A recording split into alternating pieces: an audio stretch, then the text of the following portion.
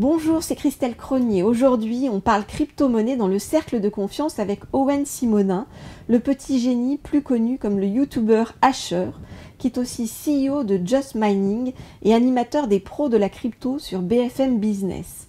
À 25 ans, le jeune Corse est devenu un incontournable de la cryptosphère, dans laquelle il s'est construit un véritable empire dont il va nous donner les clés et nous suggérer des solutions d'investissement dans les crypto-monnaies. C'est délicat parce qu'il y a vraiment plusieurs façons d'investir dans les crypto-monnaies. Et puis, se mettre dans les cryptos, c'est pas forcément en acheter tout de suite. Ouais. Même si on est encore dans un très jeune domaine, donc une grosse partie des gens qui veulent y rentrer vont simplement en acheter pour faire de la spéculation, quoi. Et vous dites se mettre dans les cryptos, c'est pas y rentrer tout de suite. Ça veut dire quoi pour vous? C'est-à-dire qu'en fait, les crypto-monnaies, c'est basé sur la technologie de la blockchain. Et on peut utiliser la blockchain sans pour autant acheter et vendre ou trader de la crypto-monnaie. Ok. La blockchain, ça peut être utilisé par des entreprises pour gérer de l'information. Alors, on en revient du coup à la base même des crypto-monnaies et de la blockchain. Comment ça fonctionne et finalement, c'est quoi la révolution qu'il y a derrière? Oui. La révolution qu'il y a derrière, c'est les blockchains publiques. C'est ce qu'on appelle le peer-to-peer. C'est-à-dire qu'on a réussi à créer des systèmes d'information où des particuliers peuvent rendre service à des particuliers sans passer par une entité centrale, comme une banque centrale, comme une assurance, comme un gouvernement ou comme une entreprise. Oui. Et du coup, il y a naturellement plein d'usages financiers. S'envoyer des fonds sans passer par un système de paiement, faire des prêts, des emprunts, s'assurer. C'est pour ça qu'on parle beaucoup généralement de crypto-monnaie, de finance. Mais il y a beaucoup de choses que l'on peut faire qui n'ont rien à voir avec l'argent et la finance directement. Ouais, généralement, on reste vraiment dans le spectre pur financier parce que c'est là où il y a le plus d'exemples aujourd'hui, quoi. Ouais. Mais ce serait comme limiter Internet au système bancaire et au système de paiement. C'est vrai.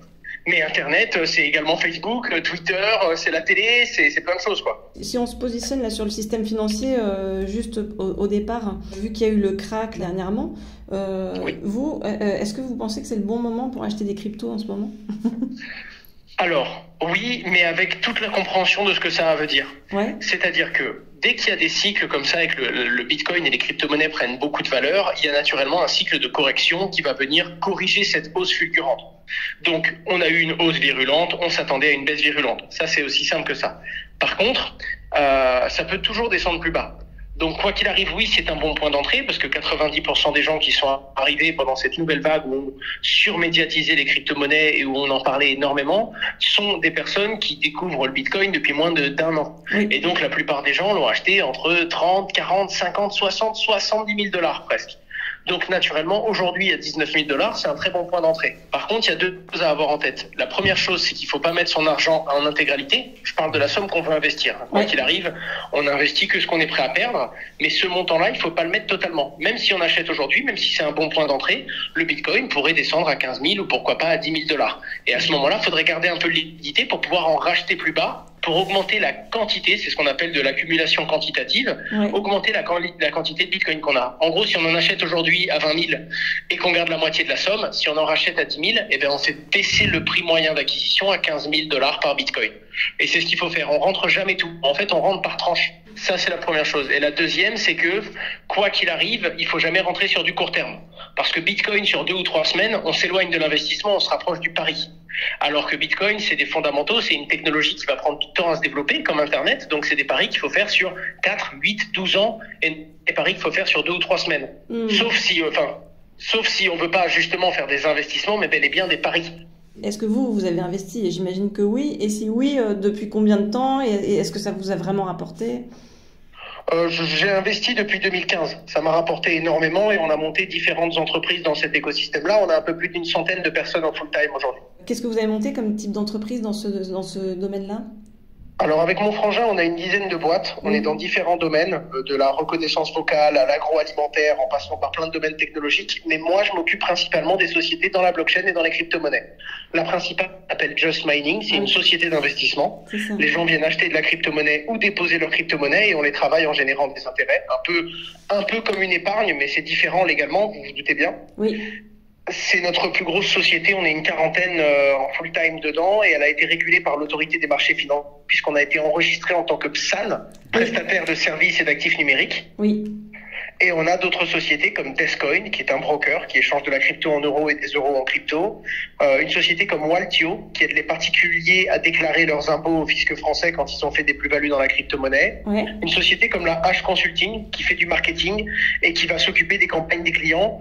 Des fois, ça peut être de faire du marketing dans le métro, des fois à la télé, des fois des relations presse, des fois des vidéos sur YouTube. Ça va dépendre du client. On ne sert pas de la même façon un client comme Lacoste qu'on a eu qui voulait lancer des NFT dans l'écosystème qu'un client qui a un petit produit dédié aux professionnels pour améliorer leur système d'information. Donc nous, on va comprendre le besoin bien précis et on va proposer du marketing en face, sachant que le marketing, c'est tout et rien, quoi. Ça peut être une pub à la télé, ça peut être un panneau dans le métro ou un placement dans un film. Et les crypto-actifs, ils intègrent de plus en plus notre quotidien. Par exemple, j'ai vu que Gucci allait autoriser les paiements en crypto-monnaie dans leurs boutiques. Tout à fait. Il y a de plus en plus de boutiques. Ce qu'il faut comprendre déjà avec les crypto-monnaies, c'est qu'on peut déjà les dépenser partout. Ouais.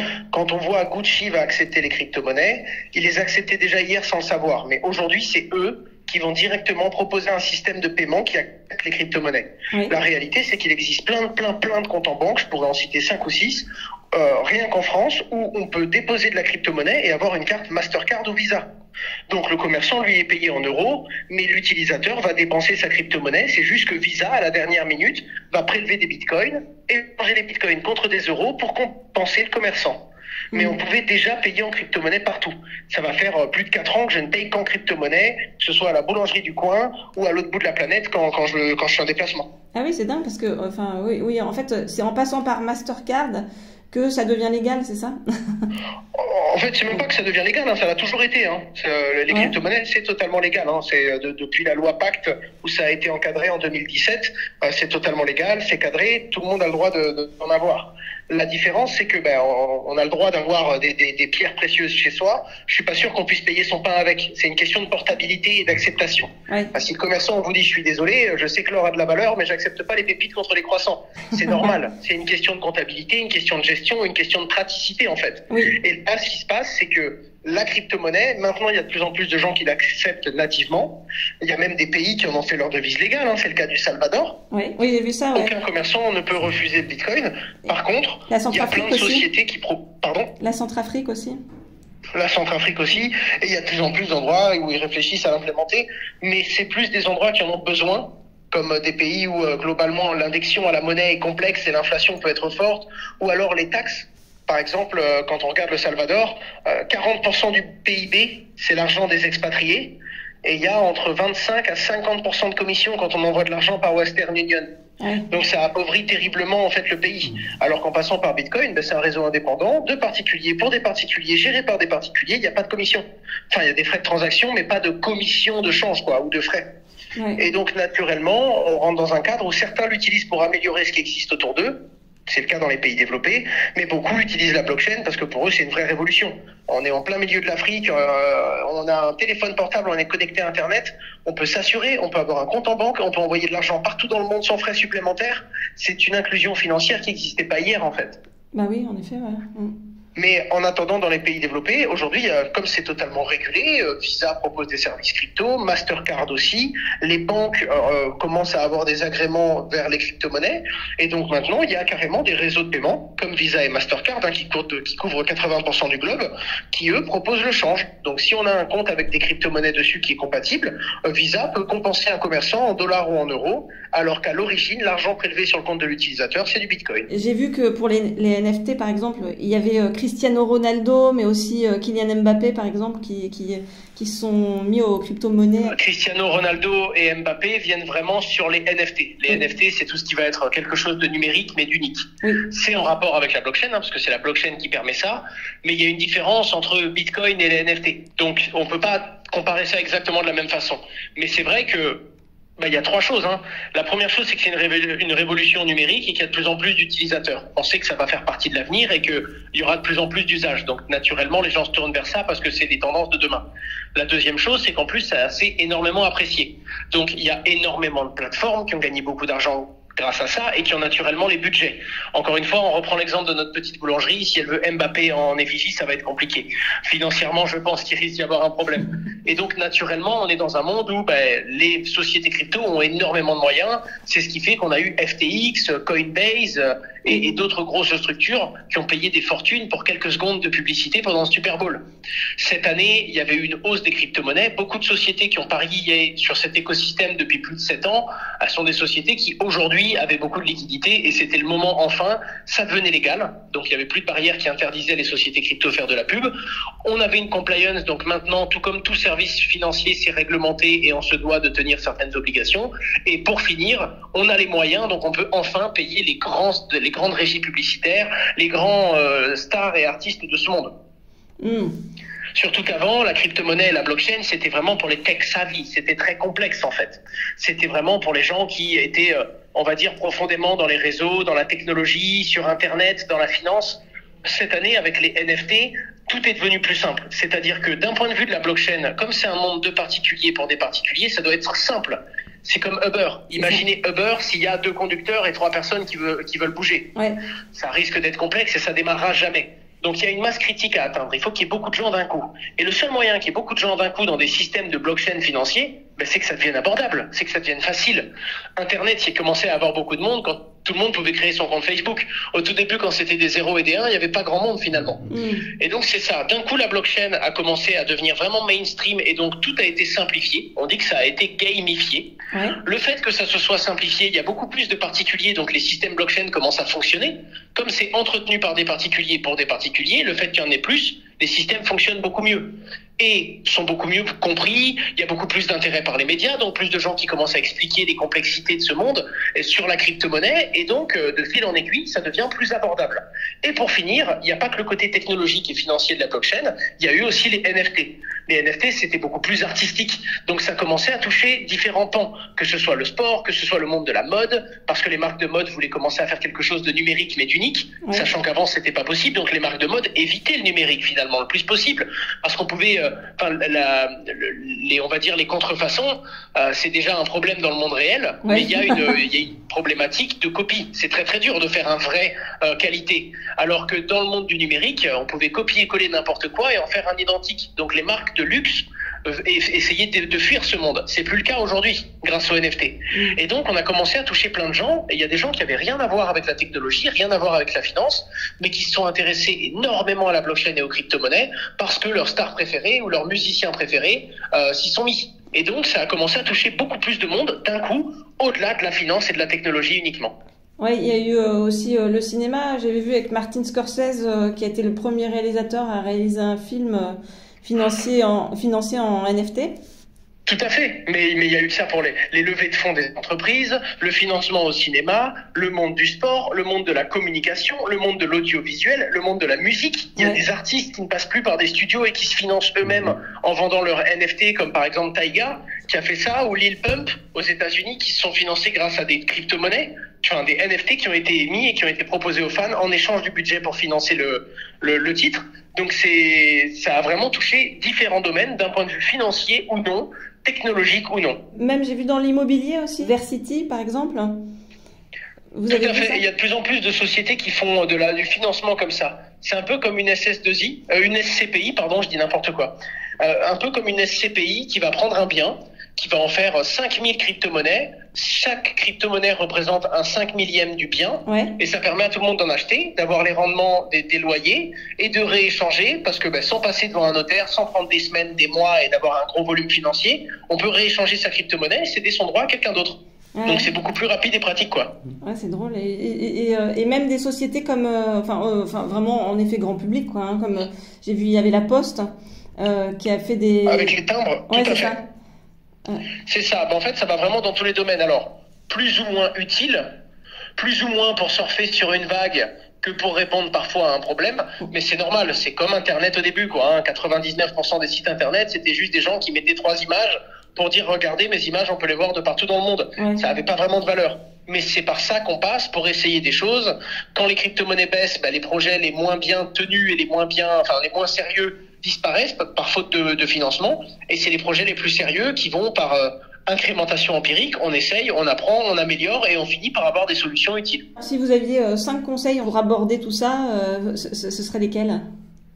Alors le premier conseil, ce serait vraiment de se renseigner.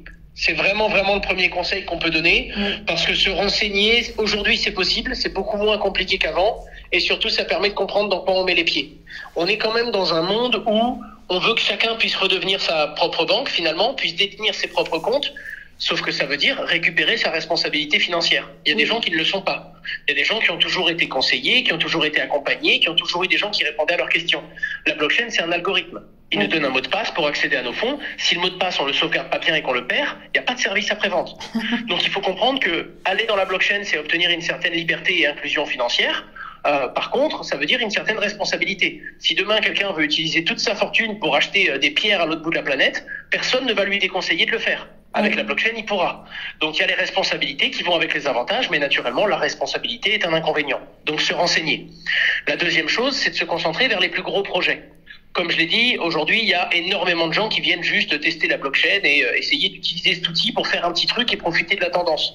Il faut se concentrer sur les gros projets qui sont là depuis longtemps et comprendre que c'est jeune. Quoi qu'il arrive, il faut qu'il y ait des erreurs de jeunesse qui soient faites pour pouvoir apprendre et pour pouvoir développer le système qu'on utilisera demain. C'est un petit peu comme si 4 mois après la création d'Internet, je vous demandais de me dire pariez sur un site Internet qui va devenir le plus gros. 4 mois après la création d'Internet, il n'y avait pas Google, il n'y avait pas Facebook, il n'y avait pas Amazon. C'est normal, ça prend du temps pour avoir les best practices et pour arriver à quelque chose de bien. Donc, ne pas se précipiter et quand on y va, aller sur les plus gros projets. Un exemple de gros projet? Bitcoin, Ether. Ouais. Voilà, les vraies grosses crypto-monnaies. Ouais. On évite d'aller tout de suite vers le coin que le cousin nous a conseillé. Oui. Okay. La troisième chose, ça va être de rentrer par étapes. C'est-à-dire que même si on n'est pas là pour la spéculation, on sait qu'il y en a, on sait qu'il y a de la volatilité. Et donc, faut être prudent. Ne jamais mettre un seul euro qu'on n'est pas prêt à perdre. Jamais. Oui. En tout cas, pas dans un écosystème aussi jeune. C'est le troisième conseil. Le quatrième conseil, c'est de se rappeler que l'argent rapide existe. On peut gagner rapidement, mais uniquement parce qu'on peut perdre rapidement. L'argent facile n'existe toujours pas, même dans la crypto-monnaie. En gros, si on vous dit « envoyez-moi 100 euros, je vous renvoie 200 euros », on n'y croit pas dans le monde de tous les jours. Alors, si quelqu'un nous dit « envoie-moi un bitcoin, je t'en renvoie 2 », on n'y croit toujours pas. Et pourtant, rien que le fait que ce soit un bitcoin et pas de l'euro, il y a plein de gens qui tombent dans le panneau. Parce que c'est nouveau, parce que c'est complexe, et parce qu'on sait qu'il y a des gens qui ont gagné beaucoup, et donc on y croit. Non, l'argent facile n'existe toujours pas, point barre. Ça, il faut vraiment le dire aux gens. Et le tout dernier conseil, c'est quand on investit, soit on investit du coup sur les plus gros projets, soit sur des projets de conviction, des projets d'un domaine qu'on connaît bien. Si on est dans la musique, par exemple, on va être beaucoup plus sensible au projet blockchain dans la musique. Mais on n'investit jamais tout d'un coup. Même si on est prêt à perdre 3000 euros et qu'on veut les investir, eh bien, on va mettre 1000 euros aujourd'hui et on va patienter, voir si le marché prend ou perd de la valeur pour rentrer plus tard. La méthode conseillée pour les débutants, c'est ce qu'on appelle le DCA. En gros, si on veut mettre 3000 euros, eh bien, on va mettre 300 euros par mois pendant 10 mois. En gros, on va lisser son entrée.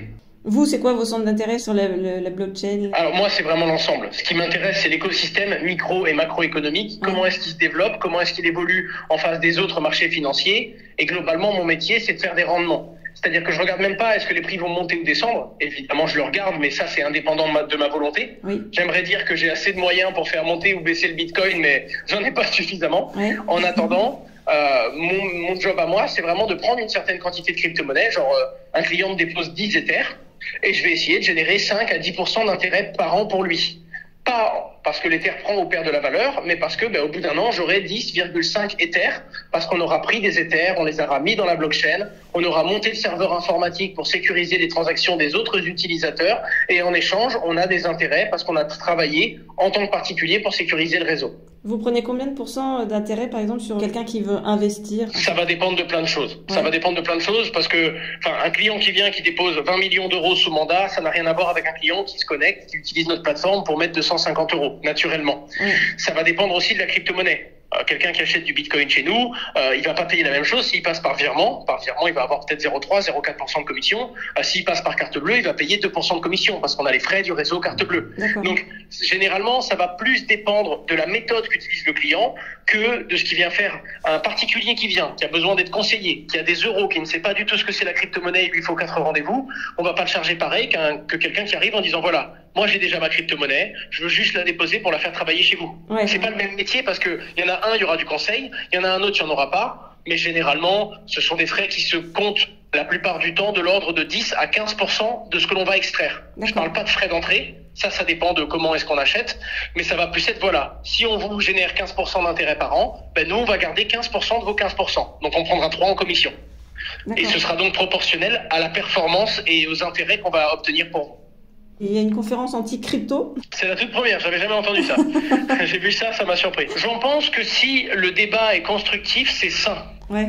Aucun écosystème ne s'est développé durablement sans avoir une critique constructive. Après, ce que je sais, c'est qu'il y a beaucoup de gens qui vont là-bas et qui comprennent pas. Je vois des écolos qui disent la blockchain c'est horrible, la blockchain ça pollue, la blockchain ça va brûler la planète. Oui. Ces gens n'ont pas étudié le Bitcoin. Ces gens n'ont pas bouffé d'études sur la consommation du Bitcoin. Sinon, ils verraient que c'est l'une des meilleurs moyens qu'on a de remplacer les systèmes d'information qu'on a aujourd'hui pour polluer. C'est un peu comme quelqu'un qui vient de vendre la toute première voiture électrique et qui juge la toute première voiture électrique en la comparant à la toute dernière voiture à essence en disant oui, mais la batterie pollue plus. Oui, c'est normal. La voiture à essence, ça fait je ne sais combien d'années qu'on l'optimise. Ça, c'est le tout premier modèle d'un truc avec une énergie qu'on peut obtenir sans polluer la planète. Donc, c'est toujours pareil. Il y a des cas qui sont vrais en mode le Bitcoin consomme, c'est une vérité. Quand on regarde les innovations technologiques, le pourcentage d'énergie renouvelable dans le réseau, les découvertes qu'on a faites pour exploiter le Bitcoin et les crypto-monnaies qui nous permettent de réduire la consommation des autres systèmes d'information et des autres systèmes financiers, on se dit ok, c'est très clairement à l'heure actuelle un réseau qui permet de faire des transactions et de polluer moins que certains SMS, email ou transactions euros. Quand je dis transactions, je parle d'un échange. Ouais. C'est pas forcément de l'argent. Et donc, c'est la plupart du temps des gens qui n'y connaissent rien. Mais il y a des critiques constructives et ça fait donc réfléchir la communauté crypto qui, elle, vient proposer des arguments et donc des implémentations qui sont encore plus efficaces. Au revoir. Au revoir. Le Cercle de Confiance, le podcast sans filtre qui donne la parole à tous. 100% inspirant, 100% sociétal, 100% optimiste, zéro censure. À retrouver chaque lundi dès 9h sur les différentes plateformes d'écoute, Apple Podcast, Google Podcast, SoundCloud, Spotify, YouTube et bien d'autres. Le plein de bonnes ondes pour la semaine.